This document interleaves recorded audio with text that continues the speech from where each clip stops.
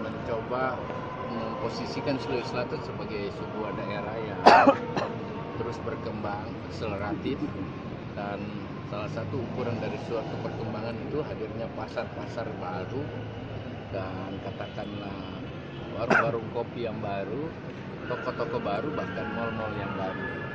Nggak mungkin sebuah daerah bisa maju, berkembang kalau tidak ada sarana-sarana ekonomi representatif yang terlihat. Oleh karena itu siapapun tidak bisa menyangkali, salah satunya adalah mal ini berarti terjadi proses-proses akselerasi pembangunan dan kemajuan ekonomi di Sulawesi Selatan.